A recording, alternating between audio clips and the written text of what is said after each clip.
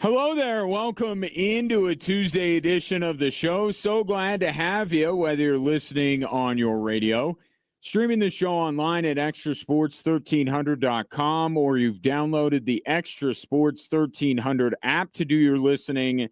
And that app is sponsored by Diversus Health, Mental Health, and Well-Being for all, a veritable cornucopia of sports topics coming your way over the course of the program. And I'd love to get your thoughts. Great conversation yesterday. Noticed some late texts before we had to hand it off to Monday Night Football last night. I will get to those because even though Monday is the biggest day for reaction to the NFL weekend, there's some bleed over into Tuesday, and I'm actually going to lead the show with some of that stuff. So if you text in late yesterday, I'll get to those, and feel free to fire away any new thoughts that have come across your mind in the last 24 hours. The number, 719-247-1313. You could call or text into the show. Now, upon further reflection, I think, and this is my optimistic take for the day. So listen up, catalog it, because there's not much to be super positive about after the way that the Broncos lost on Sunday. There is a chance that the Indianapolis Colts are this year's version of the New Orleans Saints. You recall last year the way that the Saints started the season. They were unstoppable. And everyone said, watch out for the Saints. Here come the Saints. Clint Kubiak coordinating that offense. They looked amazing the first couple of weeks, and then they turned out to be one of the worst teams in the NFL. There is a chance that the Indianapolis Colts are this year's version of the Saints. That they are really hot out of the gate, everything is clicking, and it's all going to come crumbling down as this season goes on for Indianapolis. There's a chance. But the issue here is that team, even if you say that's what the Indianapolis Colts are, right, just a team that is uncommonly hot out of the gate, and they won't sustain it. And you think, well, if the Broncos met them in week 10, maybe the result would be different. Here's the issue. You had a team in Indy who's certainly hot. We can debate whether they're going to keep it up or not, against a team that's a little bit of a mess right now. And this is where the optimism goes away. Because the Broncos, for being supposedly one of the most well-run, buttoned-up, well-coached teams, they're kind of all over the place through 2 weeks, right? No complimentary football. Offense, terrible week 1. Defense, terrible week 2. The mistakes that are being made, Bo Nix, turnovers, all of this kind of stuff. The Broncos are not nearly as buttoned up as they should be through 2 weeks.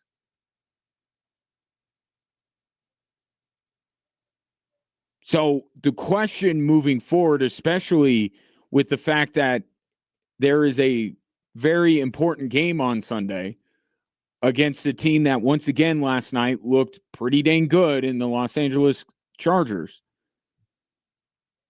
Are the things that are going wrong with the Denver Broncos fixable in-house?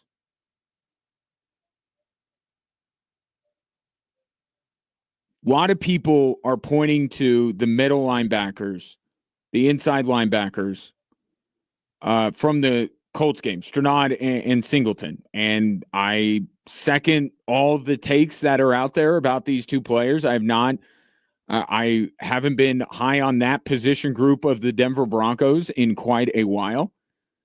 So it does not come as a surprise to me that position struggles. Why do you think they signed Dre Greenlaw?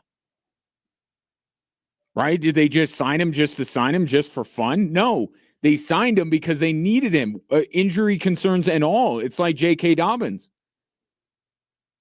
Talanoa Hufanga. These are all guys that I would say, the Broncos should have some reservations about signing them because of their injury history. But the Broncos need those players. Right? You look at the run game, they need J.K. Dobbins. Injury risk and all. They need Dre Greenlaw. Injury risk and all. Right? That's why those guys are here despite so many teams in the National Football League saying thanks but no thanks, including the teams that used to employ them, the Chargers and the 49ers, respectively. Those teams said thanks but no thanks. But the Broncos had to take those chances because they needed reinforcements at those positions. But there's a lot of talk about, man, this team really needs Dre Greenlaw, and I agree. Right? I think what I will say is that as the season goes on, you get more banged up, not less. So the idea that Dre Greenlaw, when he comes back, is just going to be there the entirety of the way is, I think you shouldn't bet on it. I'll just say that, given the player's injury history. But Dre Greenlaw, if he does get back out there, will help that position group. But when I look at the Denver Broncos loss to the Indianapolis Colts, even getting in Dre Greenlaw is not going to make the ultimate difference. The problem on Sunday was that the Denver Broncos went in with arguably the best pass rush in the league.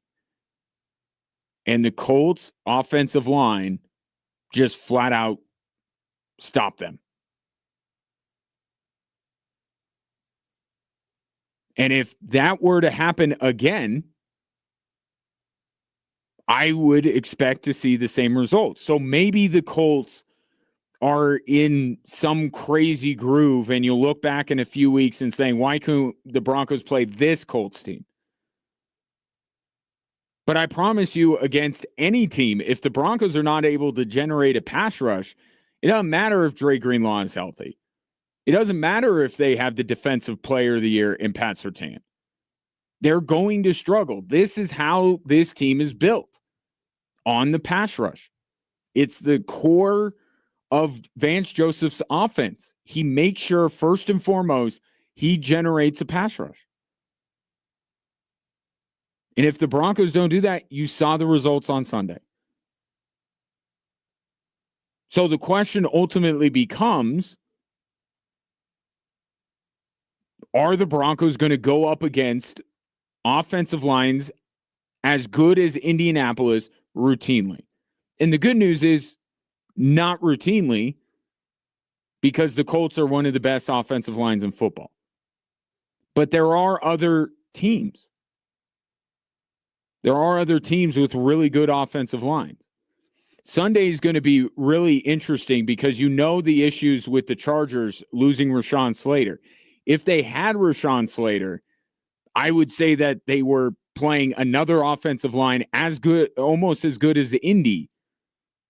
And the fact that they couldn't generate a pass rush against Indy would be problematic turning around and playing the Chargers. But we know this offensive line is somewhat weakened. Hasn't cost them first two games, I'll say that much. But the Broncos pass rush struggling leads to everything else going wrong for this team. So Dre Greenlaw can help. But let's put the hierarchy in its correct order in terms of what's most important to win games in the NFL and what positions are most important. And inside linebacker is pretty far down the list. Yes, it was an atrocious showing for the most part from that position group. By the way, Dre Greenlaw is only one human being. Right? You got to play two guys like Dre Greenlaw at one time. So Dre Greenlaw is out there. He's going to help, but you still got to play Singleton or Stranad next to him. Oh, I just see a lot of, well, this team just needs to get Dre Greenlaw, and they missed Dre Greenlaw dearly, and they did, but nothing worked defensively for the Denver Broncos. The secondary, Pat, I threw out the numbers yesterday. Pat Surtain had statistically one of his worst outings in his entire NFL career. Right? And he was still probably the best of the bunch in the Broncos secondary. So getting Dre Greenlaw back, let's just say he's back. Forget about, how prone to injury is. Let's just say they get him back and forget the rest. Yes, that helps. I promise you, if the Denver Broncos don't generate a pass rush against Justin Herbert, and even if they do that, by the way, I don't know if you've caught these first two games of the season for the Chargers. Justin Herbert is healthy. And Justin Herbert, when healthy, he can run a little bit. So this idea that the Denver Broncos, they just need to break through whatever side of the offensive line Joe Alt's not on, and they'll be fine. Not with healthy Justin Herbert. That dude can move a little bit.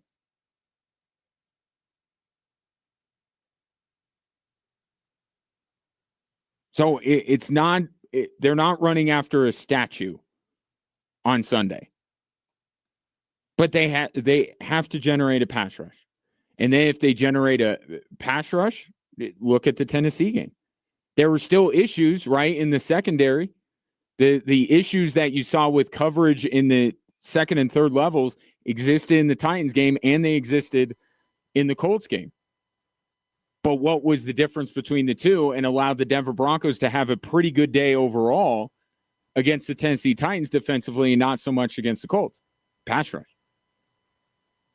So that's where it starts with me. And getting back to my original question, is the answer in-house on the defensive side? It better be. You just paid $200 million to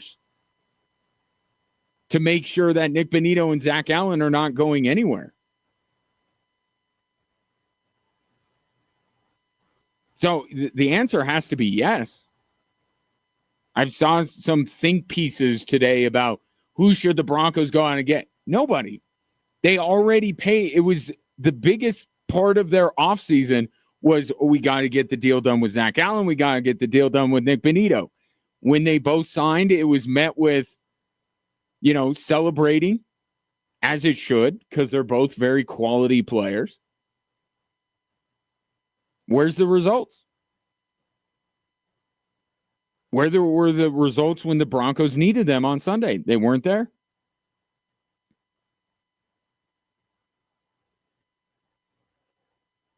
So are the Broncos answers to their defensive issues through 2 weeks in-house? Better hope so, because it's certainly not outside of the organization. There are no reinforcements. Get Dre Greenlaw healthy, okay. Still about the pass rush. Broncos have to have it. They didn't have it Sunday, and you saw the Indianapolis Colts move the ball at will and not feel the need to punt it once. 719-24-7-1313. What are the issues you're identifying with the Denver Broncos right now, and can they fix them? There are some on the offensive side, right? If we look at these two games combined, there are some themes here. This Joker thing is concerning to people through 2 weeks, so we'll get into that a little bit later. Coming up next, why even Tom Brady knows that what he's doing is wrong. And I'll explain it next on Extra Sports 1300.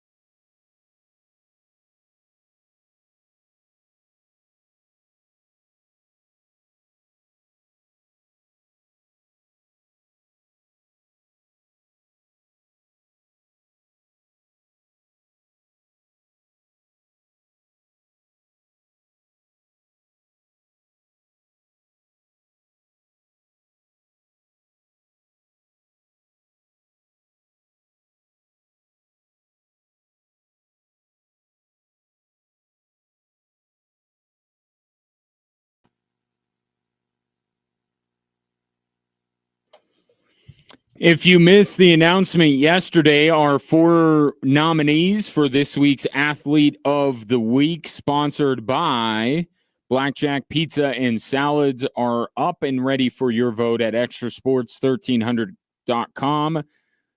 Colorado Springs Christian, Widefield, the Vanguard School, and Liberty all represented this week. So head to extrasports1300.com, cast your vote. Winner will join me on Friday. And then while you're there, make sure you nominate someone who you think is deserving of our Athlete of the Week, and we'll include them. The NFL had to come out today and say that Tom Brady didn't violate any rules last night when you saw him in the booth, in the coaching booth with a headset on. And his involvement with the Raiders and his involvement with Fox has once again been called into question. Even Tom Brady knows that this is wrong, that this is a bad look. And I'll tell you why Tom Brady knows. When you saw him in the booth, did you see what his eyes did? It was kind of subtle. It's not something that you're maybe looking out for. Twice, when they had the camera on him, you saw Brady move his eyes to the right, like he was looking at a monitor, like he looked like he got caught. That's what it looked like. It looked like he was hiding up there and the TV cameras found him and he looked to his right and saw himself on the monitor and went, "Oh crap, I've been found out." Why would he look like that? Why would he look like that if what he's doing between the Raiders and Fox is on the up and up, that it's all copacetic, that it's not a conflict of interest? He knows. He absolutely knows. Because if he were the guy, like if Tom Brady were playing for the Patriots and he walked into a production meeting with the minority owner, let's say, Jim Kelly is on a broadcast team. I don't know why I couldn't name a current broadcaster, but just bear with me here. Just insert your own. Greg Olson. Patriots getting ready. Oh, they're too close in age. You get what I'm saying. If he walked into a production meeting with the part owner of the team he was getting ready to play that week, you don't think he'd be a little apprehensive? You don't think he'd be a little bit like, what is this guy going to do if I tell him anything?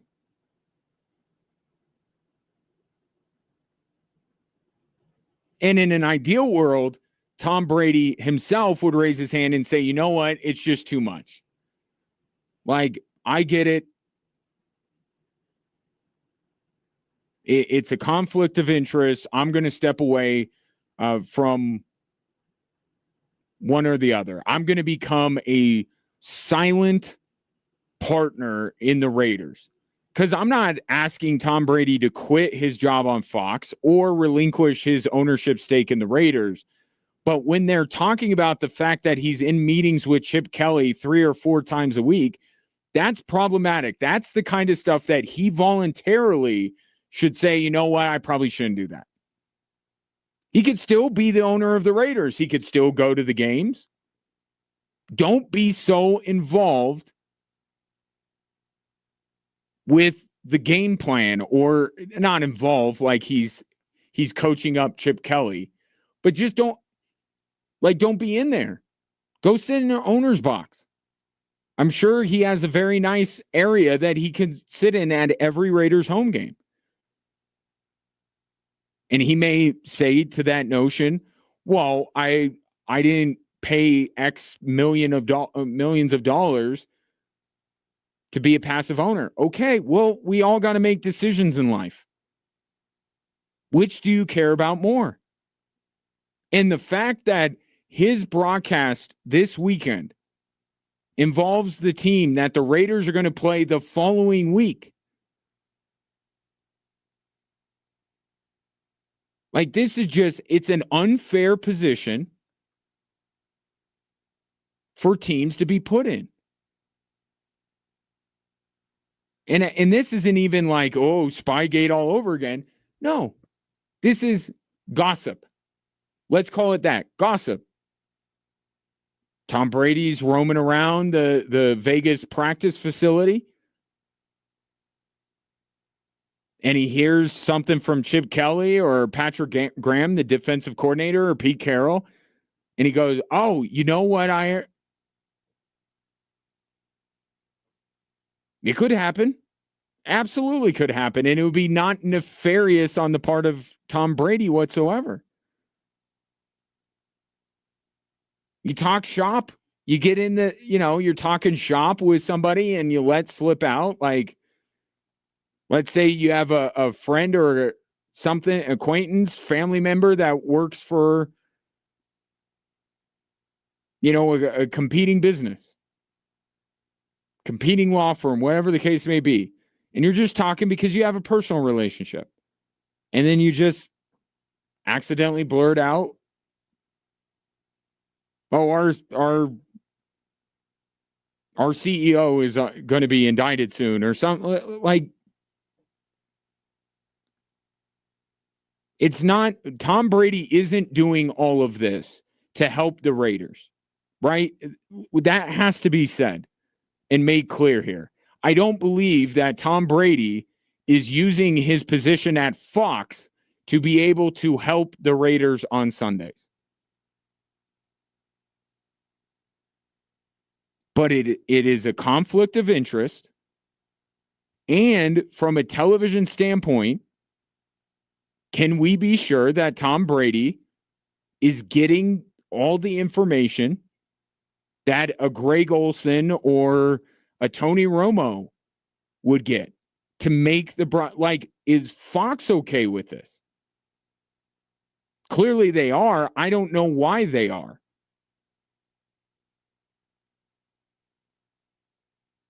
Because either the information that you do give Tom Brady could somehow make it back to the Raiders, or teams are going to walk into those production meetings to either give Tom Brady false information if they're really paranoid about it, or just not willing to offer up what they normally offer up. And doesn't that mean that the product on Sunday on Fox suffers? This is the epitome of having your cake and eat it too. It's fine that Brady is an owner. It's fine that he's a broadcaster, but he's got to draw a line. And if he's not willing to, the NFL has to. This is terrible optics. And the fact that he's up in the booth last night looking like the cat that ate the canary because a TV camera was put on him tells you that he knows the optics. And if he were in his former position as a player, he wouldn't like this either. One or the other. I don't have a problem. Teams should not have that much of an issue with Tom Brady having a stake in the Raiders. It's deeper than that. It's the fact that now they're saying he's in meetings. And the whole idea about Tom Brady being a minority owner is that he's not a silent partner. He's involved. He's giving advice. If he was just doing this to line his pockets, then I think that you would have to look at it if you were one of these teams and say, okay, he's just doing this as a money-making venture or a status symbol or something like that. I don't need to be super secretive around him. But the fact that Tom Brady is so hands-on, that's problematic.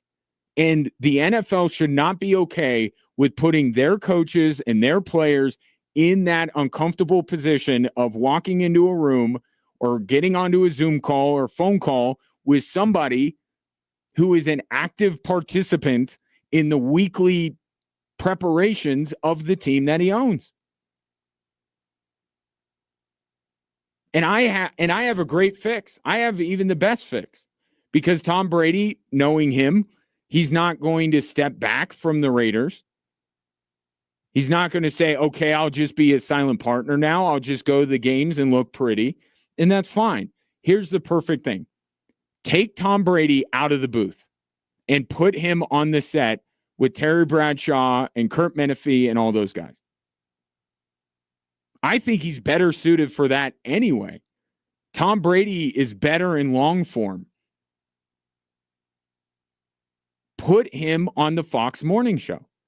Isn't that where the battle begins? Once the games start, you're really at the mercy of your matchup, right?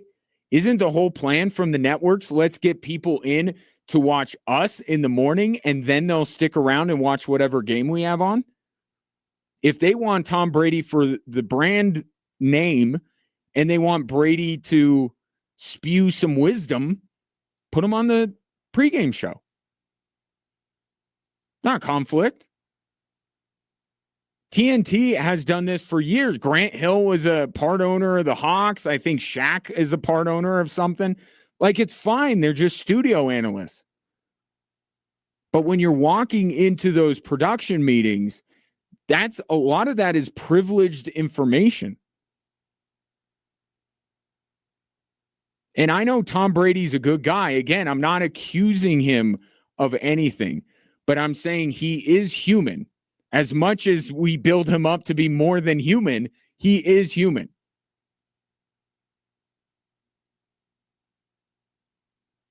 And there is a chance that he could let slip some state's secrets that he hears in production meetings.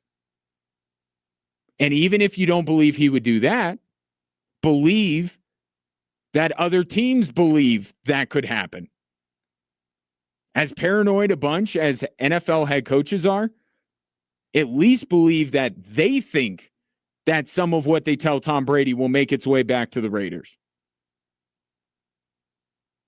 It just, every week that this goes by, you just look at it and you're like, even if you love Tom Brady, you're like, Tom, you don't get everything.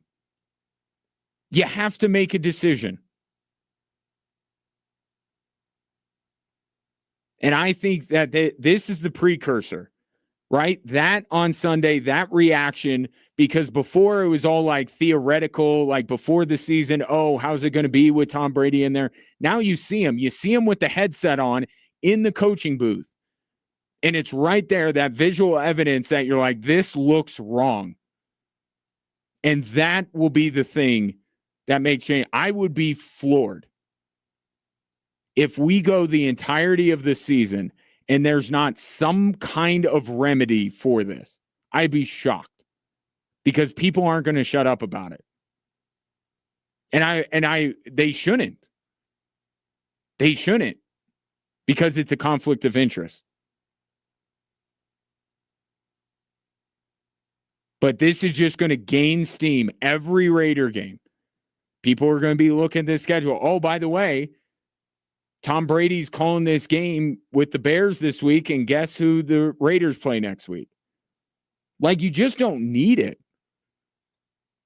If you're the NFL, you don't need this. Put a stop to it. Like, this should be so easy. Tom, you either got to step away a little bit and just be one of those figurehead owners until you're done broadcasting, or we need to have a serious conversation with Fox about your role with that network.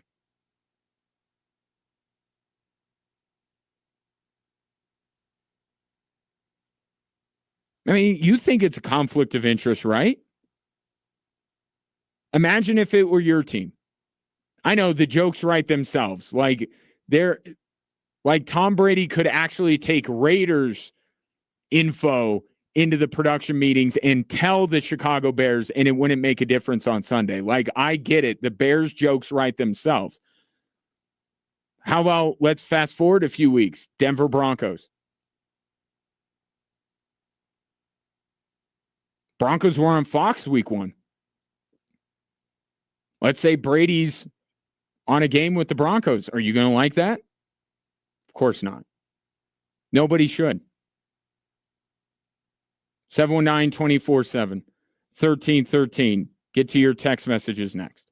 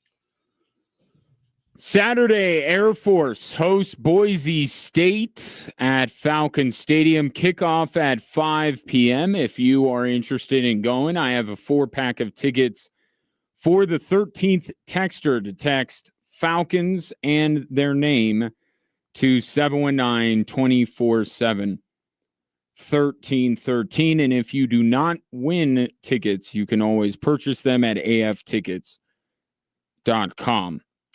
Speaking of the text line, let's go to it now. I told you I would get a couple of late texts, show done a little bit early yesterday because of Monday Night Football. Get to a couple of these here. Reaction to Sunday's loss. This is from Dave. Colts didn't punt the ball, but they did turn it over on downs if those count as actual takeaways. Broncos' red zone efficiency is 6th on defense and 11th on offense, still ahead of KC in the division. I'll take that. Okay, well, stopping a team on 4th down does not count as a takeaway. So just to clear that up. Still, the Indianapolis Colts were never in a position where they were in bad enough field position that they needed to punt. So even though the Broncos, and by the way, it was twice. It's not like they stopped them on 4th down half of the drives and the other half of the drives they scored. It was twice they stopped them on 4th down. Credit to them for doing that, certainly. But they still allowed the Colts to get in good enough field position to make going forward on 4th down make a lot of sense. And as far as the red zone efficiency, okay, well, the first 2 drives, I thought they should have been called for pass interference. They didn't, so okay. Colts had to settle for field goals.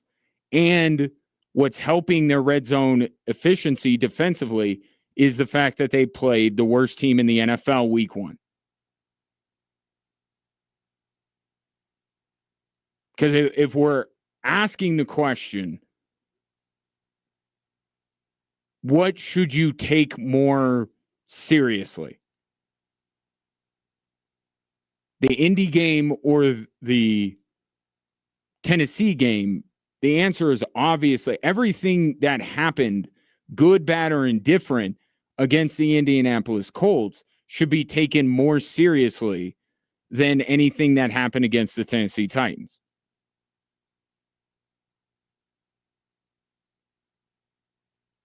So they were one of the best defenses in the NFL in week 1. They were one of the worst in week 2. Even if you split the difference, it's still a defense that is performing below standard. They're not supposed to be the 15th or 16th best defense in the NFL. And that's not the side of the ball that Bo Nix is on. Right? And you can't blame Bo Nix or the offense for putting the defense in bad positions. They had that 1 turnover, and it was deep in Indianapolis territory. So the defense was not put in bad positions all day like they were against the Tennessee Titans. So what happened against Indy, I think, is a little bit more serious or should be taken more seriously than what happened against the Tennessee Titans. But it cuts both ways.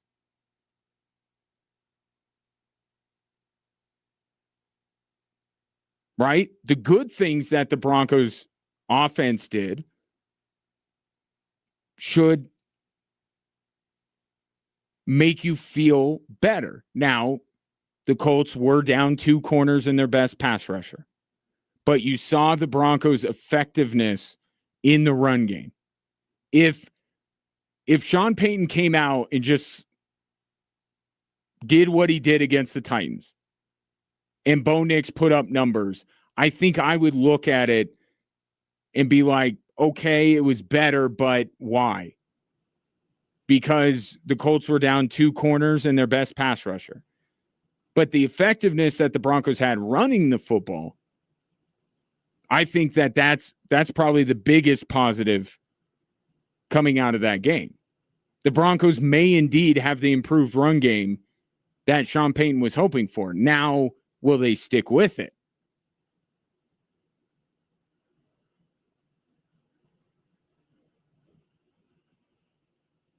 This could, because this has happened before. I remember Vance Joseph got off to a great 4-game start in his tenure as Broncos head coach.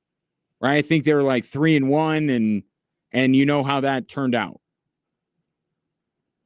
Nobody should be saying that the Broncos season is over, and in some ways they may make up for this loss by beating the Joe Burrow-less Cincinnati Bengals in 2 weeks. And they would be still probably on track to where most people, although probably the people that were very high on the Denver Broncos probably had them beating Cincinnati even with Joe Burrow on that Monday night. But yeah, everything that the Broncos can accomplish is still ahead of them. Right? But it's concerning that they're such a mess, considering that they are supposed to be one of the most buttoned up organizations in the NFL. And they're making bad mistakes, and I'm talking about the players, I'm talking about the coaches. They're a little bit of a mess right now, and they're going into a divisional matchup against a team that has looked very good through 2 weeks. A team that does not look like a mess. And I promise you the Chargers are a better team than Indy. So it's not great timing for the Denver Broncos to be in a little bit of disarray, to be committing so many mistakes, for their defense not to be playing at the level that they are supposed to be playing at. And this is what Sean Payton has been talking about, the race to improve. The Broncos can improve in a lot of ways. The problem is they've run out of time. They got to be much better this week, or else they're already going to be a game behind, or a game in the hole, if you will, in the division.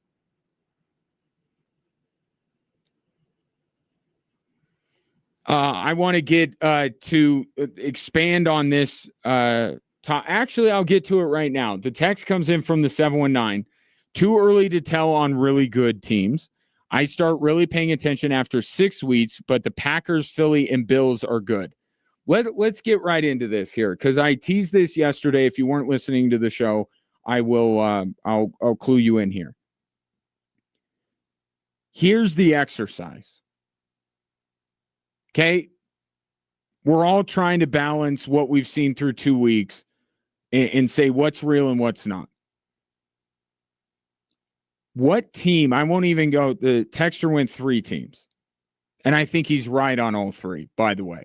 But if there is one team that you are going to double down on after 2 weeks, and one team that you're going to bail on, what would it be? Not just like who's good, because that's what the texter was alluding to. And I think all 3 of those teams, Philly, Packers, Bills, are all good football teams. And I don't think that much is going to change between now and the end of the season with those 3 teams. The team that I'm going to double down on, though, is the Green Bay Packers. What I thought this team was going to be, they have been that and then some through the first 2 weeks. And oh, by the way, while knocking off 2 other supposed contenders in Detroit and Washington. So the Packers are the team more than any other, based on what I said about them before the season. I'm going to double down. I think that the Packers through 2 weeks, I still feel like they're every bit as good as I thought they would be. But I think Buffalo is a great answer as well. I'll take the easy way out with the team I'm selling. I'll take the Bengals. I know it's low-hanging fruit. It's easy. Didn't say every take I had to be the most profound thing ever uttered on sports talk radio. Yeah, I'm gonna bail on Cincinnati here.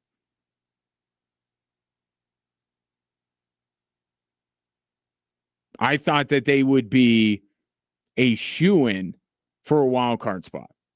Easily a wild card team. I don't think that anymore without Joe Burrow for 3 months. And I know Zach Taylor, offensive-minded head coach. We've seen this with Jake Browning before we even saw on Sunday. The Bengals aren't going to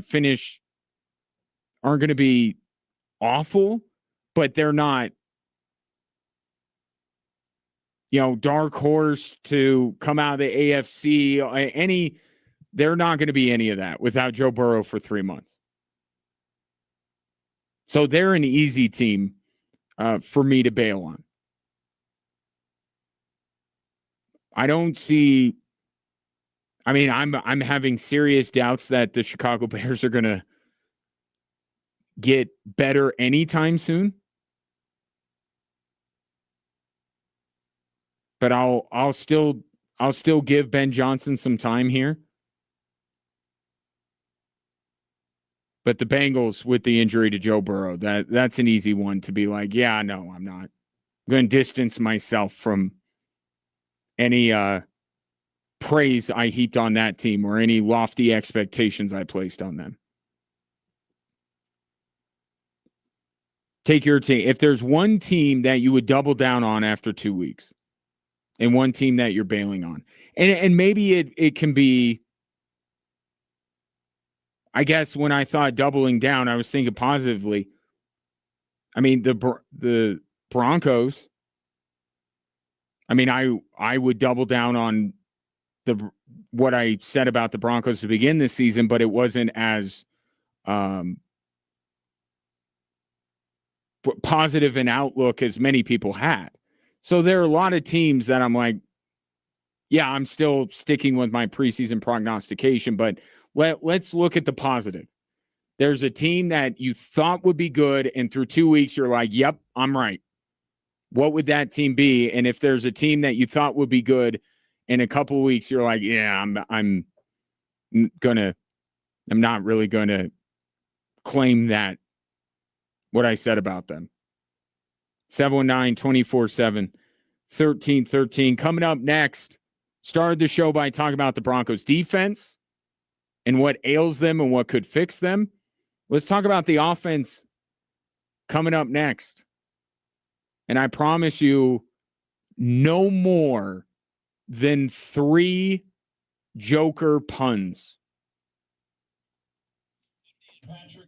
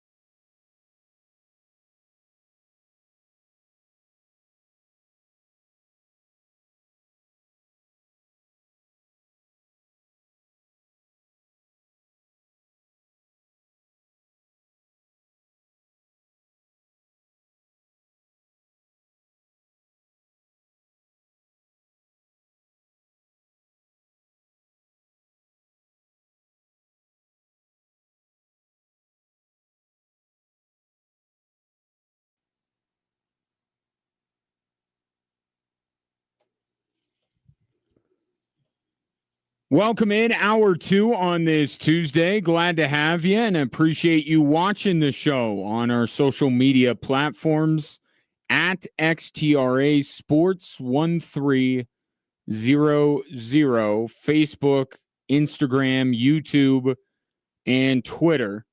And while you're there, just go ahead and follow, subscribe. That way, you know, gotta keep trying to find us on a daily basis. Find me. I don't know it's just me in here. To find me on a daily basis. And while you're there, drop a comment. It's a great thing about social media. You can watch and then you can react to the day's topics. Like what is ailing the Denver Broncos right now? They certainly have not impressed the first 2 weeks of the season, and now here we are with this stretch. I know the Bengals game has certainly changed with the injury to Joe Burrow, but you still have the Chargers on Sunday with a team that I think it still has winning the division as a stated goal. So they need to get right real fast. They need to get everybody on the same page this week. Or else you'll look at this and the Chargers will be 3-0 and 3-0 in the division. And the Broncos will be sitting at 1-2 and already a game down. Well, multiple games down, but I'm saying one divisional game already lost when this is a team that supposedly is going to win the division. So they got to get some things right in a hurry. And I started the show with the defensive side of the football. That is the pass rush. I mean, that's just got to be better against the Chargers and moving forward.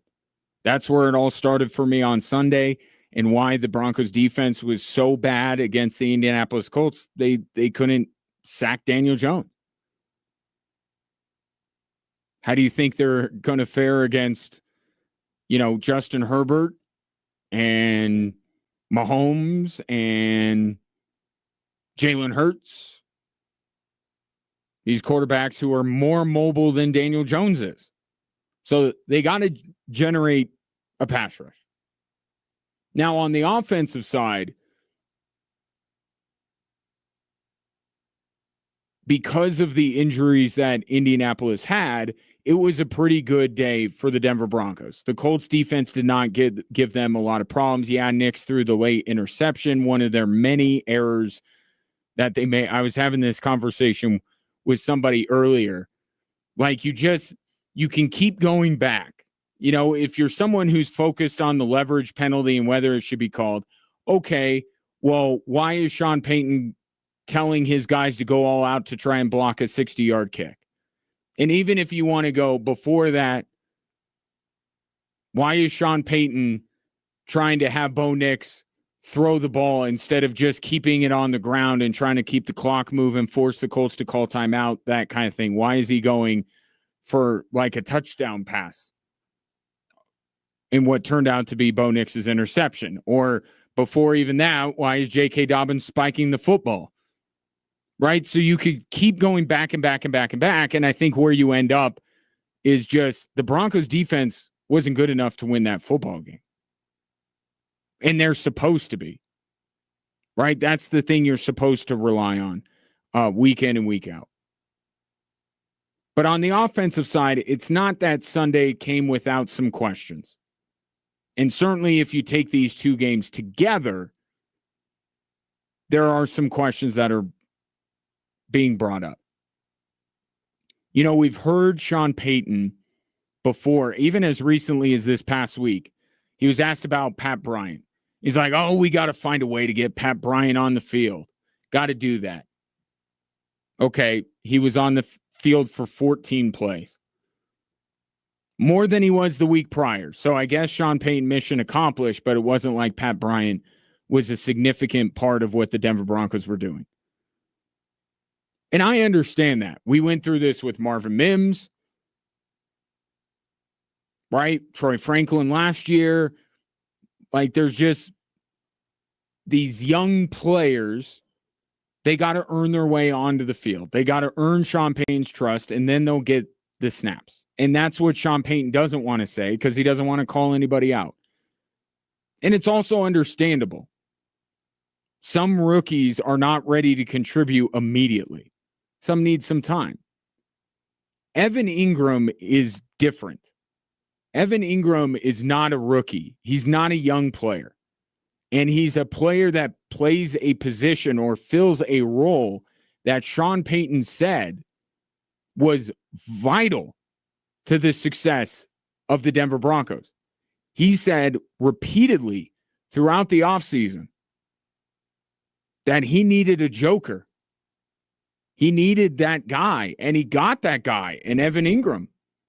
And if they didn't get Evan Ingram, you wonder if the Broncos would have even been able to get anybody, if there was anybody else available. Tyler Warren ends up going before the Broncos draft. Like, there aren't many guys out there, and to the Broncos' credit, they land one of them. Yet Evan Ingram is on the field. What was it? 38% of the snaps week one. Okay, he suffered an injury. Not on the injury report this week, so everything's all good. Plays less than half the snaps. Adam Troutman's on the field 62% of the game, and Evan Ingram's out there 43%. He was out for a total of 25 snaps. You didn't even notice him in the first half. I didn't notice Evan Ingram once in the first two quarters. And when I noticed him in the second half, it was some good, some bad. Right? Had the false start penalty, made a catch of a few yards. So what's the deal with Evan Ingram? Why is he not in it? Because it's a different question than these young receivers. Like, I get that.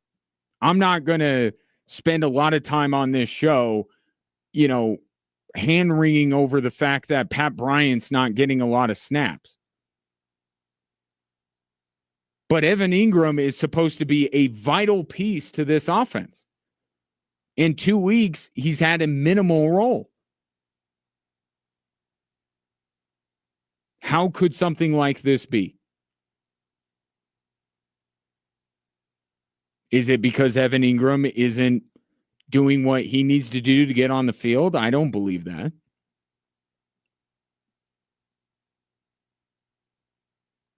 Here's my theory. I'll throw it out there. You tell me what you think at 719-247-1313. Sean Payton looked at this first two game schedule just like you did. And just like I did. And goes, these should be Broncos wins. Right? Broncos don't need to be at their very best to win these games. But they do have to be at their best when they go up against the Chargers and before Burrow got hurt, the Bengals and the Eagles. I think this is not Sean Payton going, man, I just can't find the right play call or the right situation to put in Evan Ingram. Because I'm not talking about Evan Ingram getting touches. I already pushed back against that notion where people were like, oh, Evan Ingram, top fantasy tight end. No. That's not what a joker is. It's not necessarily that you're getting all the looks in the passing game. It's that your inclusion in the offense creates matchup problems, and maybe those matchup problems favor Cortland Sutton. Maybe they favor Troy Franklin or getting a running back involved in the passing game. Or maybe it just makes the defense think you're throwing it and then you run it. Right? So that's part of why they brought in Evan Ingram. So I have a hard time believing that Sean Payton can't figure out a way to get Evan Ingram on the field more. This has to be intentional. This has to be Sean Payton trying to keep some things closer to the vest. Right? Trying not to give his buddy Harbaugh everything to prepare for on Sunday, right? Like let some things be a surprise. I legitimately think that's the reason. This is not a compliment to Sean Payton. This actually encapsulates what Sean Payton has been through the first 2 weeks of the season. Sean Payton has been overthinking himself through 2 weeks. We have back-to-back weeks where Sean Payton is taking ownership of one of the big reasons why the Broncos lose a football game or why they don't perform up to expectation, right? He called himself out on the play calling week 1, and he took the blame for the leverage penalty, saying he was a bit too aggressive, calling the all-out kick block or whatever that led to the leverage penalty. Sean Payton is, maybe it's not overthinking, it's outthinking, right? When he should just be, let me just stay in the moment and think through this and just try to do what's best for my team on that Sunday. I think with Evan Ingram, this is not a situation where this is a young player that doesn't know what they're doing. This is not, one of these acquisitions that fans are getting all excited about, and then they're all disappointed because they don't play, but they kind of overrated them in the first place. Sean Payton said Evan Ingram is basically what this team needed was a run game and Evan Ingram. In week 1, he doesn't employ the running game, doesn't decide to use it. In week 2 and week 1, back-to-back weeks, he hasn't really used Evan Ingram.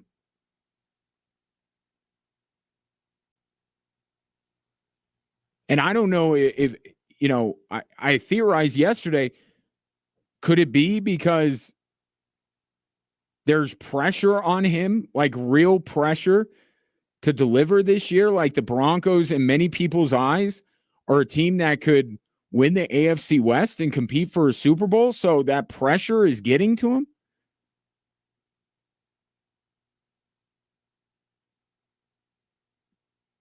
But I certainly think that what's going on is Sean Payton's overthinking things. I don't want to put too much Evan Ingram film out there because I want that for when we get to the really important games like the Charger game. But is that right? Clearly, through 2 weeks, no. It's not right. Evan Ingram maybe could have helped the Broncos out week 1. So the number of touches Evan Ingram gets is not really a concern of mine because I understand how Sean Payton wants to use him, but you can only use him when he's on the field. And Evan Ingram just hasn't been out there a lot, and it doesn't seem like it's really because of injury. So that's why it's leading me to say that I think Sean Payton's plan was want to hang on to him, want to keep the Joker card, if you will. I told you I'd only do a couple of Joker puns. Want to keep that card close to the vest. In retrospect, or even in the moment, did it look like a good idea given how much this offense struggled in week 1? Now they got by. The offense was certainly not the issue against the Colts. But again, couldn't Evan Ingram have helped? Maybe instead of, once again, Bo Nix, missing a throw to Cortland Sutton, maybe you draw up a play for Evan Ingram and let him throw to him. Evan Ingram is supposed to be more important to this Broncos offense than Cortland Sutton. And I know that doesn't hit your ear quite right, but it's true. because Evan Ingram is supposed to help out Cortland Sutton. Cortland Sutton's not supposed to help out Evan Ingram. Evan Ingram's impact is supposed to be felt across the Broncos offense. And if he's not out there, he can't have that impact. I would expect Evan Ingram to be used a lot more against the Chargers, or at least be on the field a lot more. But I think it was a miscalculation on Sean Payton's part to think that these first 2 weeks that he didn't need to use Evan Ingram. 719-24-7. 1313. Take your thoughts on that. Coming up next, I don't know why the NFL didn't think of this sooner.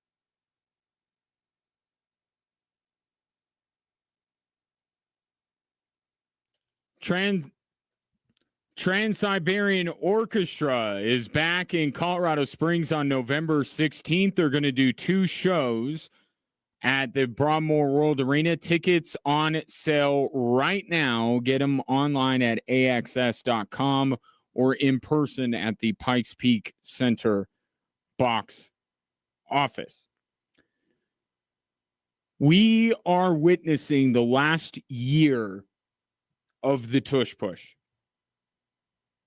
I am convinced that this play will be outlawed next year. And I can't believe that the NFL didn't explore this avenue earlier. Because of what Dean Blandino said during the Chiefs and Eagles game. And you heard him on potentially on Dan Patrick this morning. Why didn't the NFL ask the officials about the tush push? It feels like we got everyone's input on it, right? Talking heads like me, the players, the owners, general managers, head coaches, everybody weighed in on the tush push, whether it should be legal or not. And it doesn't seem like the NFL asked the officials. They went the route of trying to come up with some bogus health reason to not do it. They put it to a vote, and I thought it was interesting that Dean Blandino mentioned that there were, or maybe it was Dan Patrick, one of the two during their conversation mentioned, I think it was Blandino, mentioned that kind of the reason why the tush push ultimately remained legal was because there were a fair amount of owners that didn't want to seem like they were being petty against the defending Super Bowl champions. Like the timing was not right to do it because it would come across, and they're right, whatever owners were thinking this, they're right, we would have called them out. We would have. But if the Eagles, the one caveat I'd throw in, if the Eagles win the Super Bowl again, maybe it would be a little bit more up in the air. But short of that, this play is going to be outlawed, and the NFL should have gone to their officials first.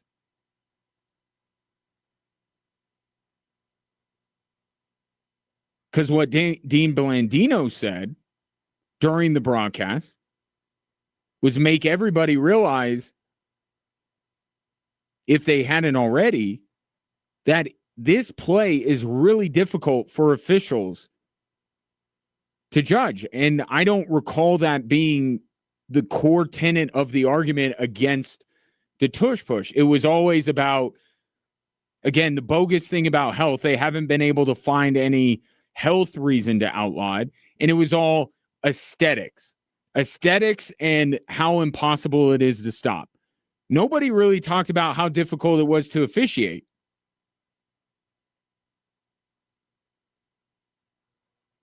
And yet that should have been one of the first things that the NFL did, was go to their officials and say, because clearly the NFL does not want this play. Big NFL, the Shield, does not want this play for the aesthetic reasons.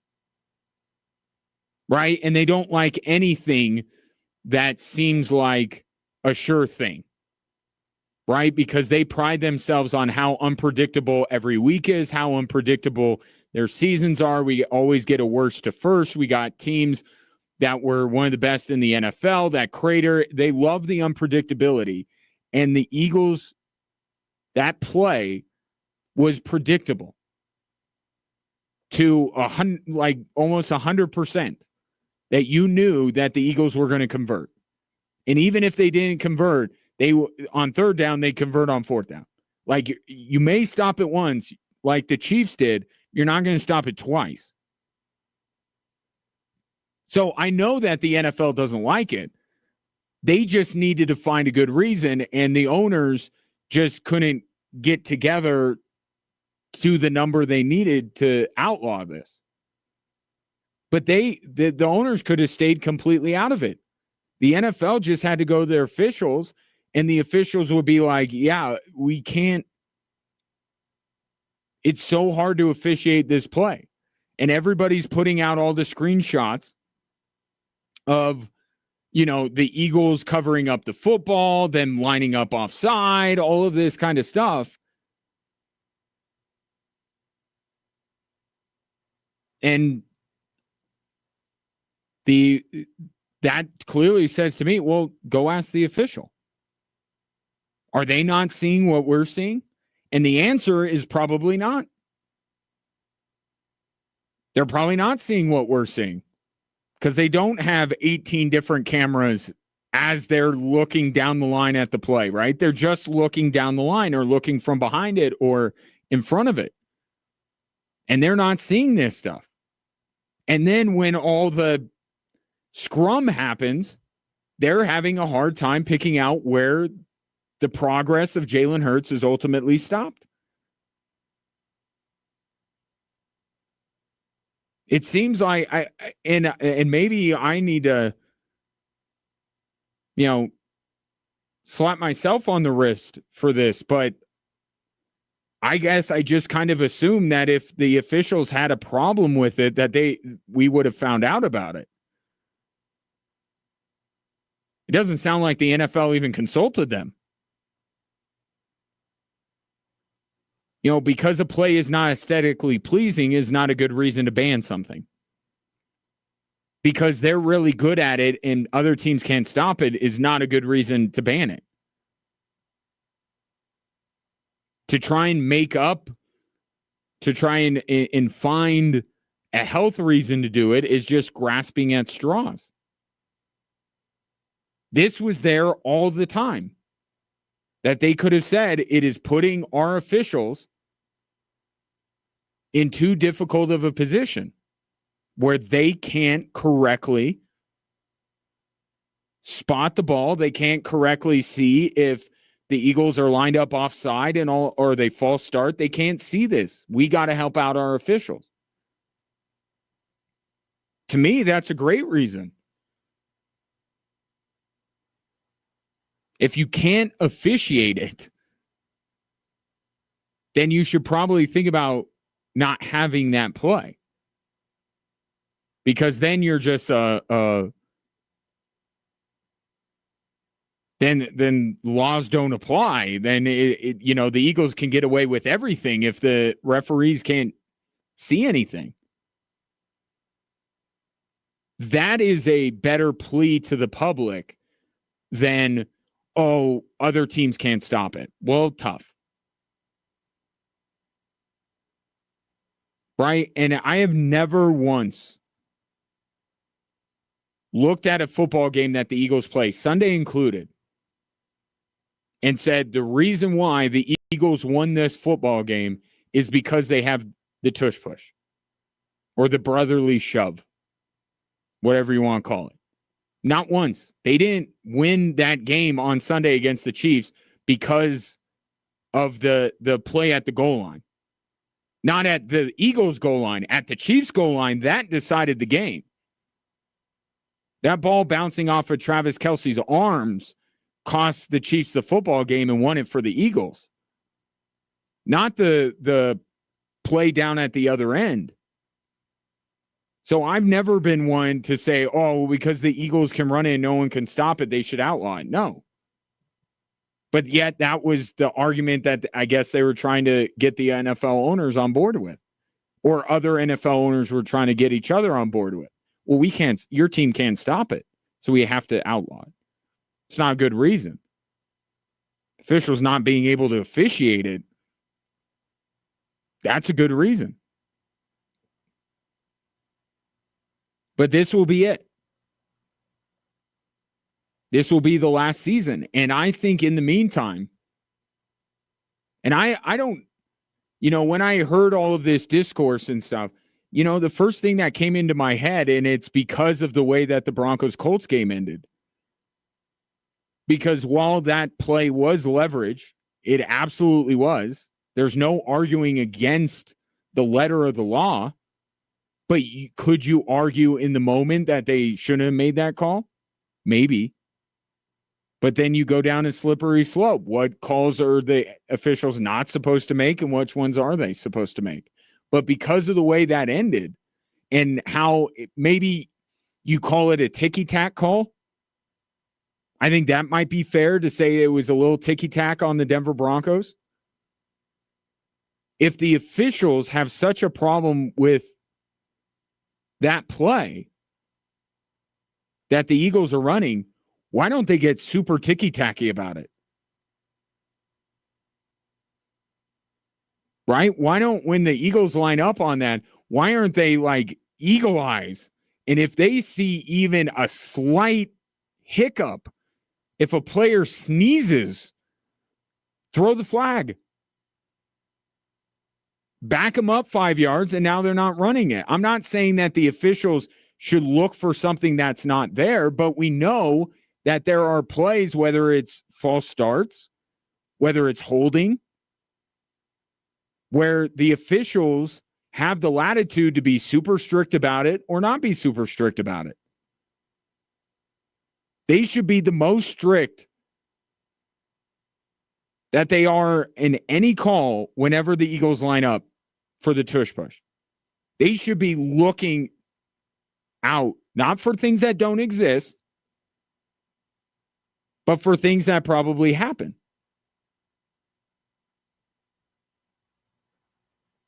Like the Eagles being slightly offside or maybe false starting.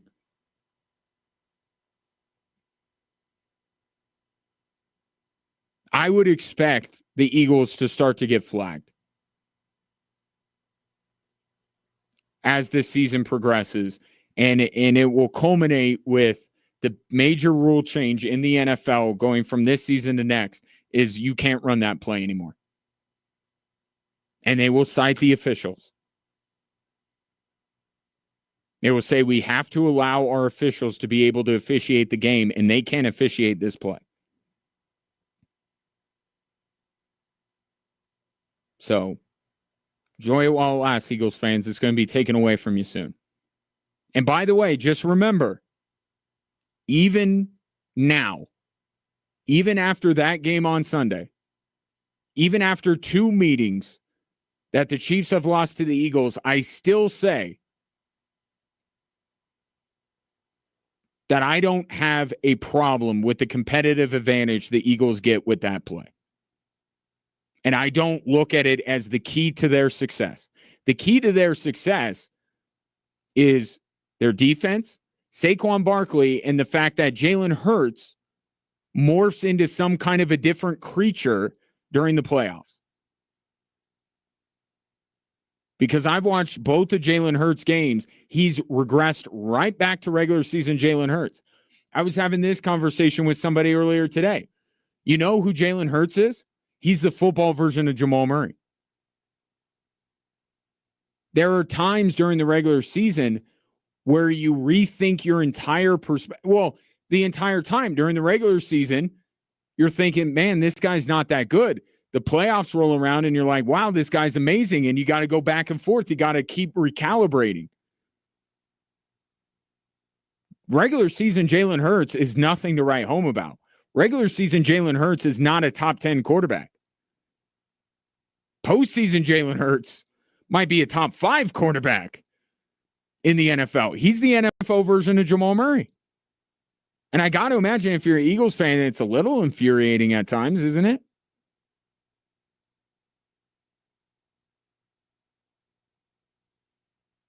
But the tush push is not the reason why the Eagles are as good as they are. But that's going to be taken away from them. It will be. And you can either thank or curse the name of Dean Blandino, because his comment on Fox is what's going to get this snowball rolling down the hill. 719-24-7, 1313, more Drive Time Sports after this.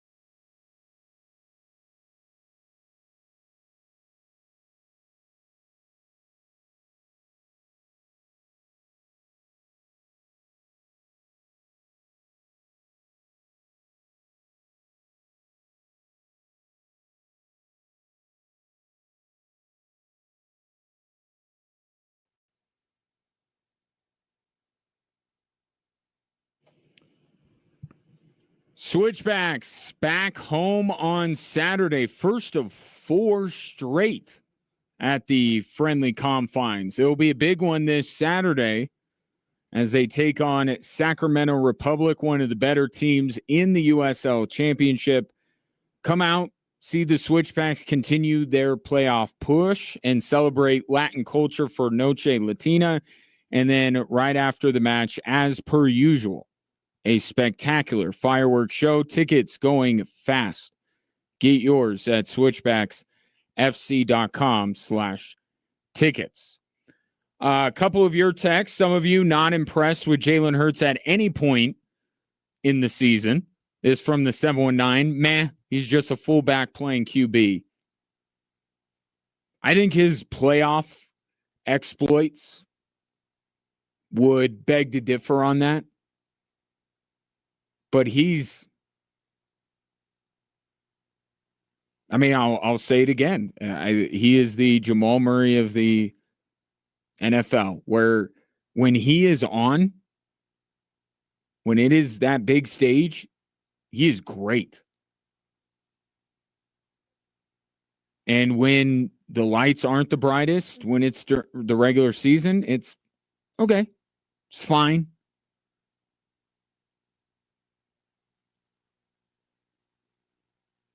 I think that's why everyone has such a hard time trying to place Jalen Hurts, because it's like Jekyll and Hyde. He has not been impressive through 2 games this season.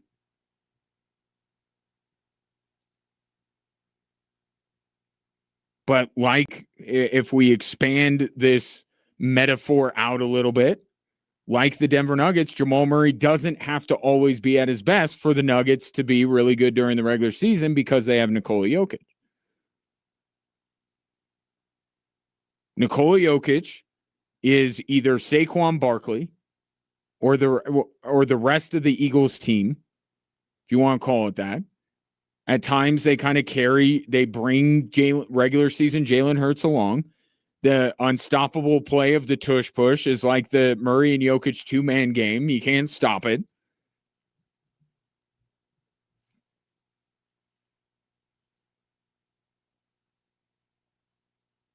But he's just not a regular season player. This coming in from the 719. I'm not an Eagles fan, just calling balls and strikes. If Hurts is pedestrian during the season, why do they always make the playoffs? Well, you were sending that in right as I was saying why. Because Howie Roseman has built an elite defense. And for the last year plus, he has had Saquon Barkley.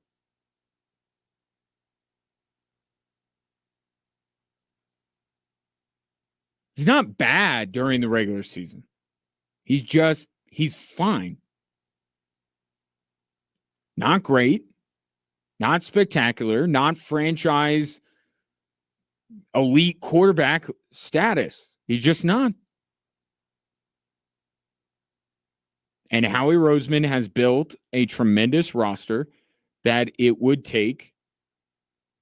And let's not also make it out that the Eagles are the team to beat every year. They're not that far removed from a season in which Eagles fans wanted Nick Sirianni fired.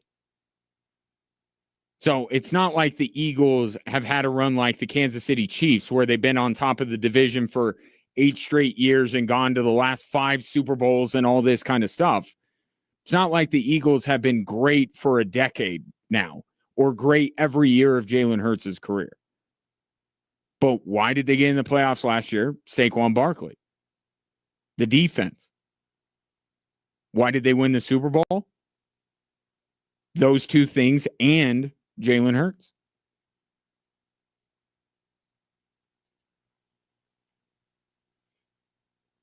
This from the 719. Eagles D won that Super Bowl. Tua bailed him out of the national championship game. A.J. Brown can't stand him. Now that Brown, not that Brown is the friendliest person.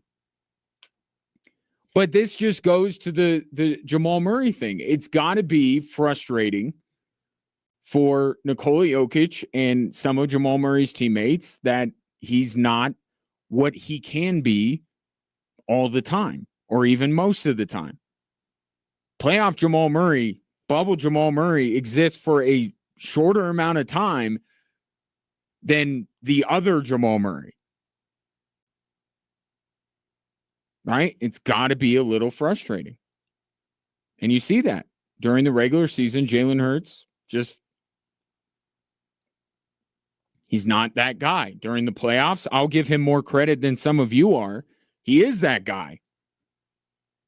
But there's more regular season than there is postseason. And that's why people are hesitant to put Jalen Hurts among the top 10 quarterbacks in the league. And is that on us, or is that on Jalen Hurts? Are we setting our expectations too high? I don't think so. Not when we see what Jalen Hurts can be. Be that more. But here's the thing. I don't think Jalen Hurts cares. Doesn't seem to me to be too bothered by all of this. And to an earlier text, Eagles go to the playoffs. Doesn't ultimately cost them. This from the 719, getting back to the Denver Broncos. I just think the Broncos aren't as good as everyone thought. Don't say everyone, because you're listening to this show. You know how I feel about the Broncos, where I projected them to be. But I get what you're saying. There are a lot of people saying that the Broncos would be quite special this year, and they haven't looked it through 2 games. In fact, they've looked far from it. But even in my somewhat tepid expectations for this Denver Broncos team, I'm very surprised that the Denver Broncos lost in the way they did on Sunday. Not the leverage thing. You know where I stand on that. Broncos messed up, but that's not the reason they lost the game.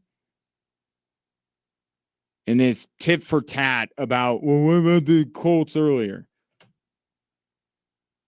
I hate it. I hate referee discourse. I hate they missed this and they did that. I hate it.